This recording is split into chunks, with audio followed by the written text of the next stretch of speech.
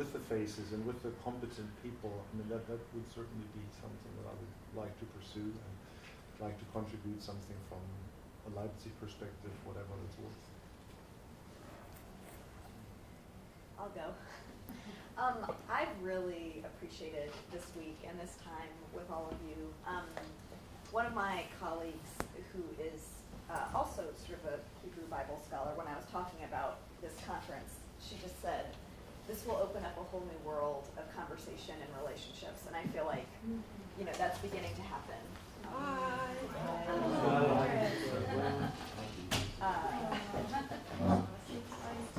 No, we're totally paying attention.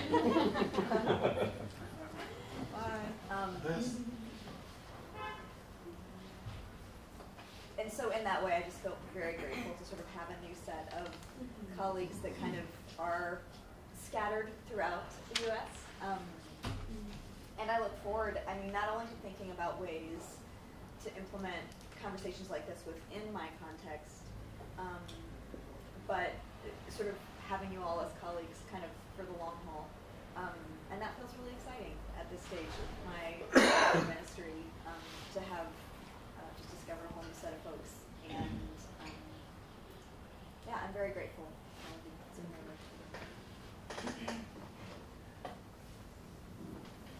I'll simply add that I want to reiterate something that Elisa said a couple of days ago. This conference, or this colloquium, looks really good on a CD, right? And it looks really good to your colleagues, which is really irresponsible of us, if that's what it is. And I'm saying this to myself, is if this conference, if I go back and gloat a bit, intentionally, I posted one photo when we got here to say we landed. And I've intentionally not posted anything else because I didn't want it to come across like this was some type of boastful endeavor. Look where I am. Instead, I wonder if what I've taken from this is that our responsibility now is to build the tower of ideas. Build the tower with ideas. And I feel a large sense of responsibility, if I'm being candid, to not allow this to simply be a wonderful thing that propels my career to some next step. Whether that next step just be someone says, "Oh, that's really great, you got to do that. You're someone." That's irresponsible and immoral in many ways and unethical. So I think I have to contribute to the Tower of Ideas. I hope we all will take that charge and consider it our responsibility to at least, I'm thinking of Walt Whitman, at least submit our verse to the powerful play that took place here. Thank you. I'd first like to express my thanks for the incredible hospitality shown here. Mind-boggling. When my husband told me several months ago that this opportunity had arisen, I happened to be on a trip, and he told me by email, "How would you like to go to Israel in February?" And of course, this was a trip of a lifetime, an opportunity beyond any expectation I ever had. And coincidentally, we've just celebrated our 49th anniversary. And you start your new year the day after your anniversary, so strictly speaking, we're in our 50th year. And so this is in every way a celebration of that. But I guess what I'd like to say is when we came, I prayed that in some sense my faith would be moved to a different level, that something would happen that would move me just one more baby step along my path. And that has more than happened here through this wonderful blend of the intellectual and affective aspects of lived faith that I've seen here. And I didn't even have any idea that I would be involved. And I thank you for all of we wives who you've welcomed at this table and welcomed our feedback. So this is way more than just a lifelong trip to see Jerusalem, which is a spiritual experience in itself. But what we experienced here at the table was very important. Again, my thanks to everyone for the hospitality. I wish I could thank you for the 70-degree weather, but I'll take it, especially in February. Dialogue's a funny thing. The model in philosophy is genuine Socratic dialogue. And there's got to be an openness. There's got to be a give and take in which people remain true to their own convictions, but they're not afraid of the give and take. They're not afraid if they have to change something, and they don't necessarily have to persuade the other people. And I have to say, in most of the religious dialogue that I've been involved with over the years, whether it was my Lutheran upbringing or being an Orthodox, a lot of religious conversation is not genuine dialogue. There's too many barriers that are thrown up. There are lines of dogmas that have to be protected. There's concern about the other person being in error and pointing that out. And this has been a remarkably wonderful exchange. It's the kind of thing I've had occasionally in campus ministry. It's something, sadly, that I don't have with many of my academic counterparts because they have no interest in this kind of dialogue in which people lay sort of bear their own faith tradition. It has to get blocked. So I think this has been a wonderful model of dialogue that to export this and to show what kind of dialogue, interreligious dialogue can look like, in itself I think is a good, especially if this kind of interreligious dialogue can involve somebody from a tradition who we might say is outside of any faith tradition, somebody who, from a secular context, that would put a different mixture here, and to see what that kind of dialogue might be right. So I've really enjoyed this, and taking away and just experiencing this kind of dialogue, which in many ways has been profoundly Socratic, is not something I see very often, and has had a great deal of value. Plus making connections with all of you personally, and I hope I'm able to keep those up as well. Thanks. Like everyone else, I want to extend my gratitude to you, Rabbi, and to your staff, who took care of every need and every aspect. Fortunately or unfortunately, I attend a lot of interfaith and interreligious meetings and conferences.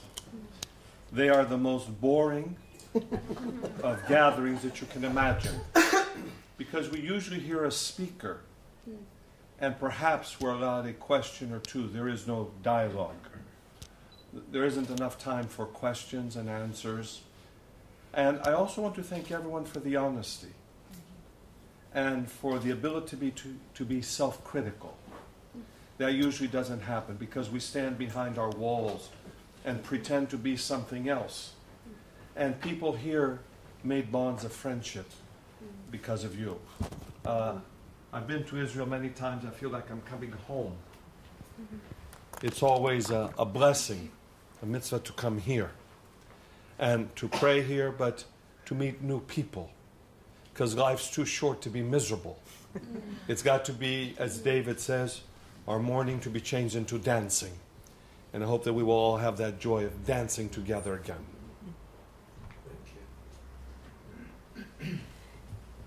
Well, I have to say, we say gasho, palms together, bowing in gratitude to you, Rav Shabtai, and to Tamar, bringing us endless bottles of water, and Elisa herding cats onto the bus, and I mean, just detail after detail after detail after detail, just, you know, Rolly's patience with, I mean, it's just like, we say, the teacher by the students. And so, thank you. I think it's going to take me a long time to understand what I gained here. I can't even kind of think of it now. It's going to take, it will unfold over time, so I can't even say what it is, except that meeting all of you has been a privilege, and I feel the richness of it, and I feel the cherishing of faith that everybody brings to this table, which is inspiring. The diversity, spending some time with my GTU colleague that I never get to see. So I'm going to venture and say something at risk, which is I was inspired by the verses from Genesis that we read. So the phrase that came to my mind in terms of where we go from here is that we will return to the earth in accordance with the guidance of what we rely on as most holy, and we will organically grow together into something new. So, thank you.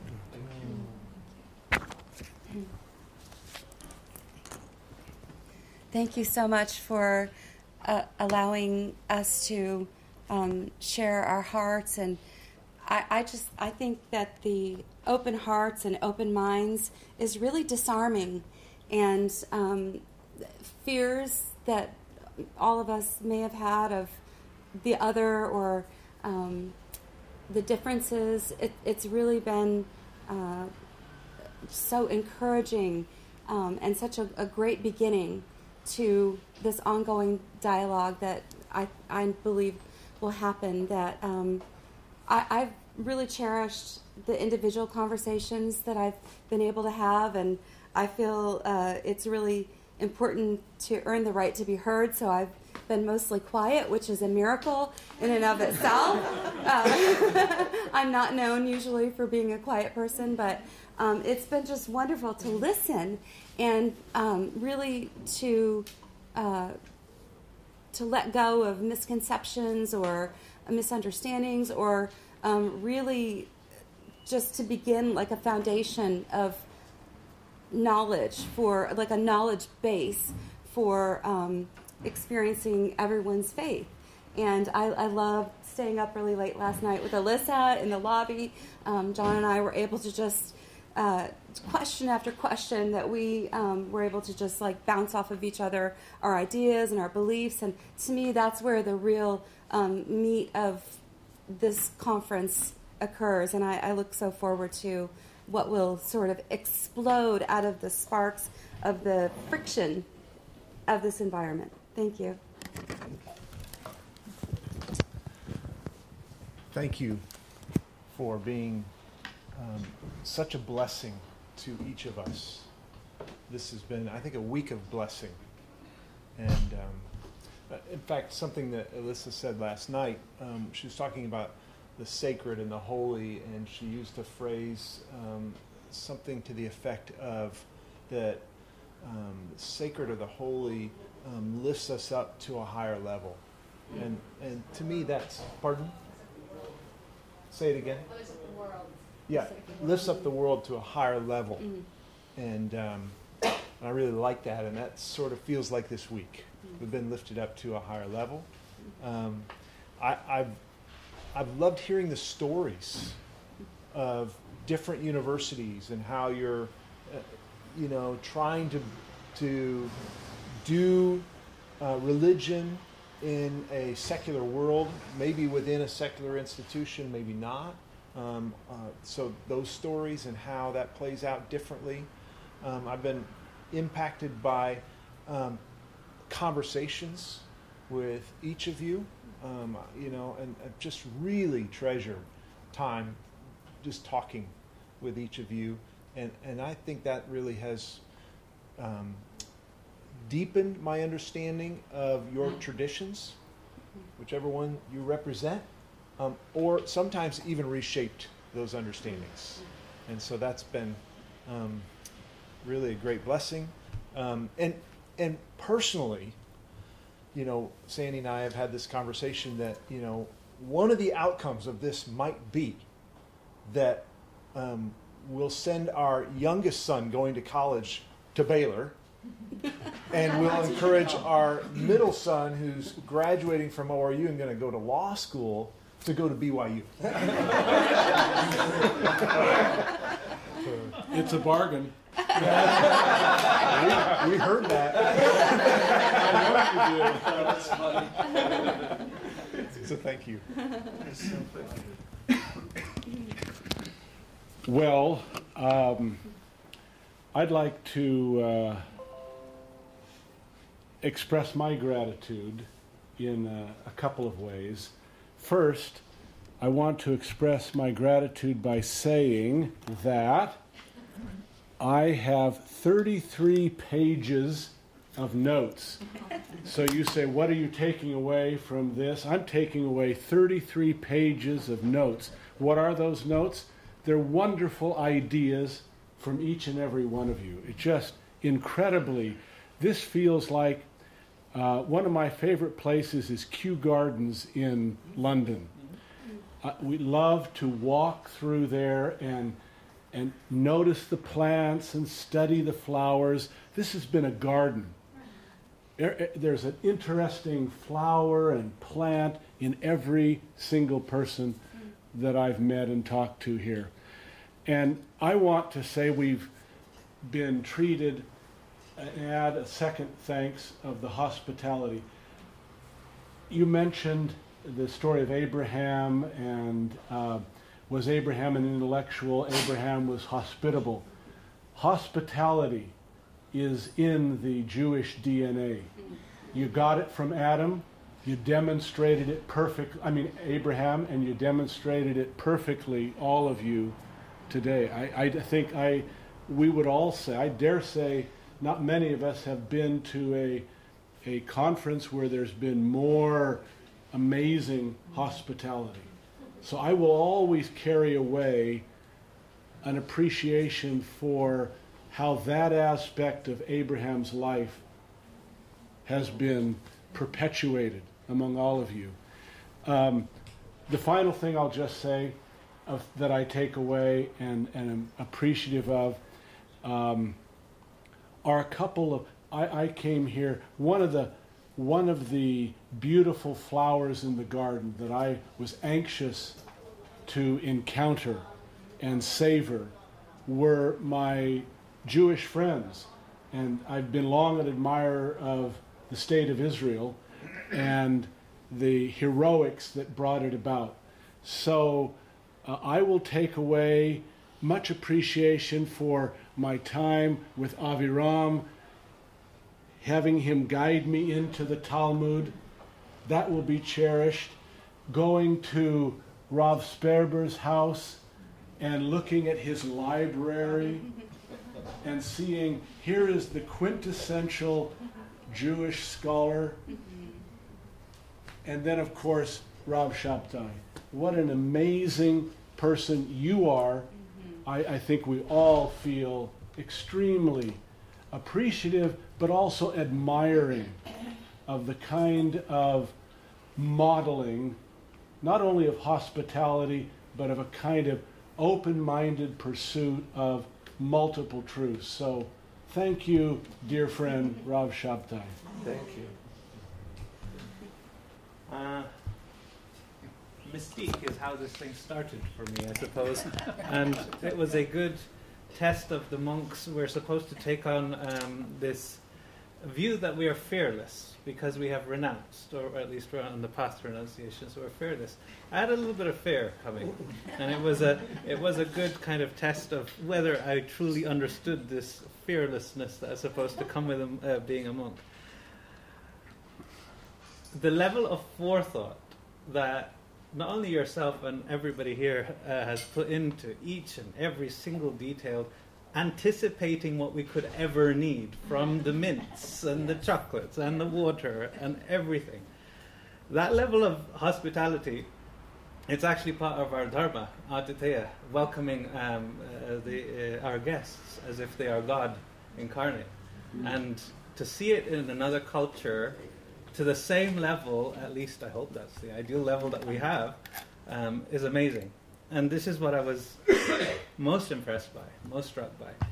the fellowship here and everything that we came up with, I was sure that with the leadership of Rab Shabtai, we would come up with something great, and thankfully we did. I was not let down on that. But what I most take away from here is sharing in the experience of having a culture, having a people that have been stomped on, trodden on, being dealt with in the most inhumane manners.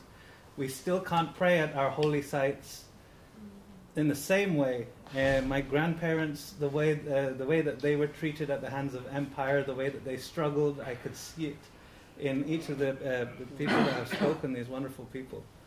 And to see that even through all of that suffering that others have meted out upon us, that you can come up with this kind of openness and this kind of, not only an openness, but a leading openness, this desire to kind of steward this openness in order to make sure that we survive, our teachings survive. I don't think that that's the only thing. I think that there is a genuine desire to help humanity with the gifts of our ancestors. So seeing that alive and well has given me renewed hope for something that I thought that, especially having seen the last Star Wars movie, that I was definitely on the way out with the rest of my tradition. This has been so wonderful. So thank you very, very much.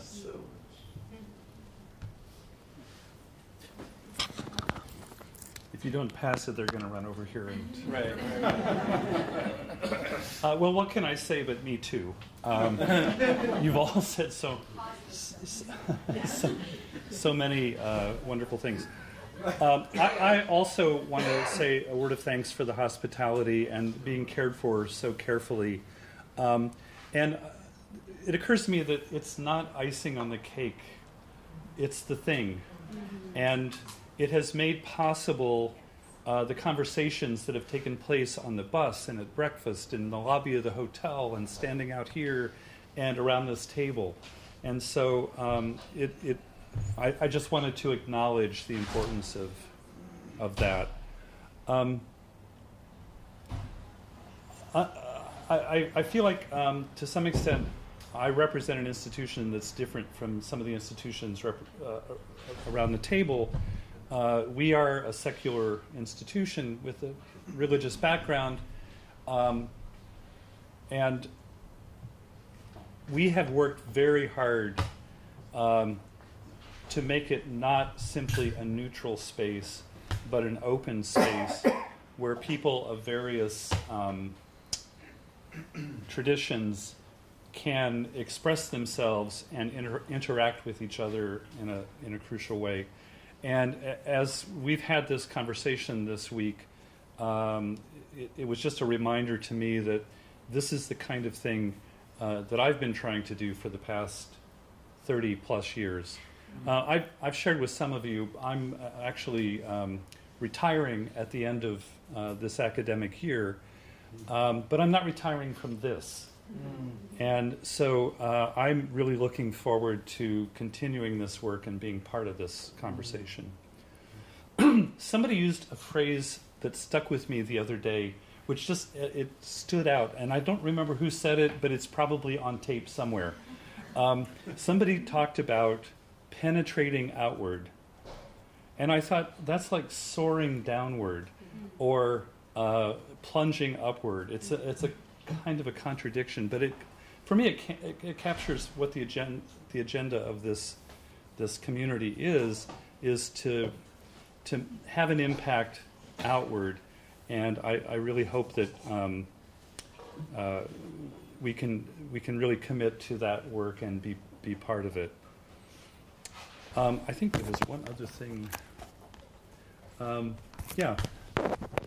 The realization that we haven't said everything that needs to be said, and this conversation has to really go on.